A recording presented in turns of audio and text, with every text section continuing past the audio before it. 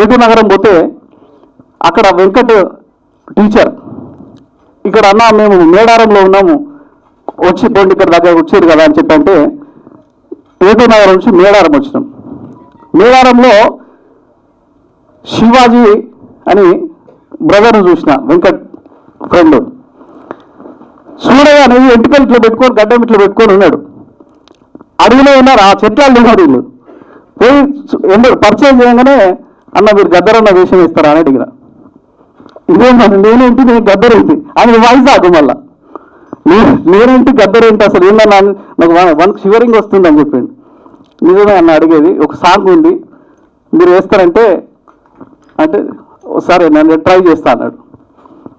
Okay అని చెప్పి అనుకున్నాం. అప్పుడు అదే అనుకునే తడువు 10 రోజులలోనే ఈ అంత ప్లాన్ చేసినాం.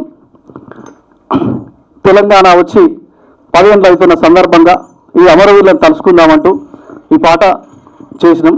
హుజరాబాద్ ప్రాంతంలో ఈ గుట్ట మీరు చూస్తున్నది కొత్తకట్టు గుట్ట, ములంగూరు కోట, అక్కడ ఆ ప్రాంతాలలో ఈ షూటింగ్ చేసినాం. మా టీం అంతా పనిచేసింది అన్న.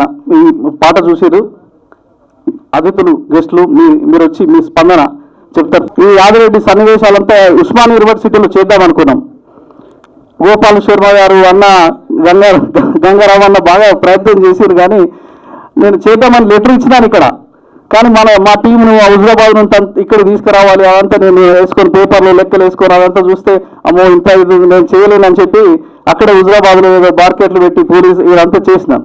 కానీ యాక్చువల్గా ఆ సన్నివేశం ఆర్ట్స్ కాలేజ్ దగ్గర ఎన్సీఎస్ గేట్ దగ్గర చేయాల్సి ఉండే కానీ చేయలేకపోయినాం. అక్కడ హుజరాబాద్లో ఒక గ్రౌండ్ తీసుకొని స్కూల్ గ్రౌండ్లో చేసినాం. యాదరెడ్డి సన్నివేశం రైల్లో మా కోరియోగ్రాఫర్ డిఓపి శాంతిరాజు అన్న నేను కెమెరా అసలు ట్రైన్లో పట్టుకురాను, నా కెమెరా సీజ్ చేసేస్తారు, ట్రైన్లో తీసుడు లేదు నిషేధం, అది నా కెమెరా సీజ్ చేస్తారన్న ప్లీజ్ నేను తీసుకురానని భయపడ్డాడు.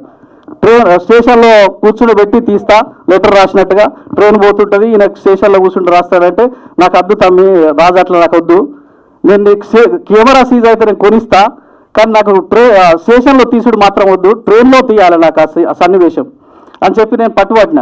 ఒకరోజు వాయిదా వేసుకున్నాం అది. అన్న యాదవరెడ్డి అన్నకు ఫోన్ చేసిన, నాకు పక్కన గుర్తొచ్చింది ఆ స్టేషన్ రైలు పోతున్నది, అన్న నన్ను పట్టాలలో నడిపించుకుంటూ పాటలు పాడిండు, కాజుపేట పాడిస్తాడు. యాదవరెడ్డి అన్న ఎమ్మడి గుర్తుకొచ్చి యాదవరెడ్డి అన్నకు ఫోన్ చేసిన, అన్న ఇట్లా ట్రైన్లో ఒక సీన్ చేసేది యాదరెడ్డి మన అమరవీరు ఉందంటే మీరు వచ్చేయండి కాజుపేటకి అన్నాడు. ఎప్పుడు వస్తారు? రేపు వస్తామన్నా. కాజుపేటకి వెళ్ళినాం. కాజుపేటలో ట్రైన్ ఎక్కి షూట్ చేసుకుంటూ స్టేషన్ గన్పూర్లో అయిపోయింది. అప్పటి వరకు అయిపోయింది. స్టేషన్ గన్పూర్లో దిగిపోయినాం. ఇట్లా ఆ యాదరెడ్డి సీన్ కోసం అన్న యాదవరెడ్డి అన్న ఆ యాదరెడ్డిని చాలామందికి పంపించిన ఫొటోస్, ఇట్లాంటి సిమిలర్ ఫొటోస్ నాకు ఇట్లాంటి ఫేసులు కావాలి నాకు. శ్రీకాంతాచారి, పోలీస్ కిష్టయ్య, యాదరెడ్డి, సుమన్ ఫోటో లేకుండే నా దగ్గర. ఆ ఒక తమ్ముని చూపిస్తా ఇప్పుడు ఎవరు వేసారో దాంట్లో, మీరైతే చూసిరు కదా దాంట్లో. వీళ్ళందరినీ దొరకబట్టుకున్నట్ల ఆ యాదరెడ్డిని లింగస్వామి పరిచయం చేసి తీసుకొచ్చిండు, అన్న ఇట్లా ఉన్నాడు మా ఊర్లో అని చెప్పి. ఇట్లా ఒక్కొక్కరిని ఆ క్యారెక్టర్స్ దొరకబట్టుకున్నా. ఇప్పుడు నేటి తరానికి కూడా తెలవాలని చెప్పి చేసినాం. ఎవరికి అనుకూలంగా కాదు ఇది, ఎవరికి వ్యతిరేకంగా కాదు. ఓన్లీ ప్రాణాలు అర్పించిన అమరవీరులను స్మరించుకోవడం కోసమే ఈ పాట చేయడం జరిగింది. ఇది గమనించుకొని దయచేసి అతిథులు మాట్లాడాల్సిందిగా కోరుకుంటూ, అన్న దచ్చన్న దారిలో పూలా వయ్యారిలో త్యాగాల పాట కోసం మహేష్ గౌరన్న స్పందన. పెద్దలు గౌరవనీయులు హరగోపాల్ గారు, పెద్దలు కోదండరామ్ గారు, ఈ కార్యక్రమం ఇక్కడ రావటానికి కారకులు మిత్రులు నిర్ణయాల మా మిత్రుడు ఇవాళ నిర్ణయాల క్రియేషన్తో మంచి పాట. ఆ పాట వింటూ ఉంటే కళ్ళకు నీళ్ళు వస్తూ ఉండే.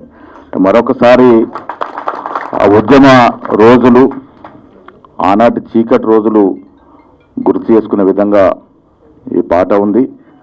చాలా చక్కగా, అంటే చాలా కఠినంగా చేశాను అంటున్నారు, సినిమా స్థాయిలో చేయగలిగినారు. మంచి క్రియేషన్ ఇది.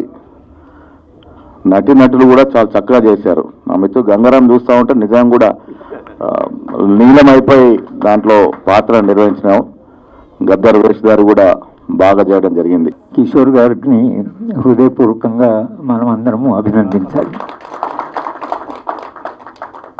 ఏ సమాజం అయినా తన త్యాగాల చరిత్ర మర్చిపోతే ఆ సమాజాలకు భవిష్యత్తు ఉండదు. చరిత్ర ఎప్పుడైనా గత జ్ఞాపకాల మీద, ముఖ్యంగా ప్రాణ త్యాగాల మీద ఇవాళ కూడా ఒక భగత్ సింగ్ మన చరిత్రలు ఇప్పటికీ ఆయన చరిత్ర చదివినా, ఆయన రచనలు చదివినా స్ఫూర్తిదాయకంగా ఉంటాయి. 23 ఏళ్ళ పిల్లోడు. అదే వారసత్వము ఇవాళ 6 మంది ఎవరైతే ప్రాణాలు ఇచ్చారో, తమ ప్రాణాలు ఇచ్చి వాళ్ళు ఆశించింది, వాళ్ళు స్వప్నించింది ఒక ప్రజాస్వామ్యంగా, మానవీయంగా అందరి సమస్యలు పరిష్కరించేందుకు. కొందరైతే ప్రాణత్యాగాలు చేస్తున్నప్పుడు ఉద్యోగాలు వస్తాయని, యువత సమస్యలు పరిష్కారం అవుతాయని వాళ్ళకు స్వప్నం ఉండింది.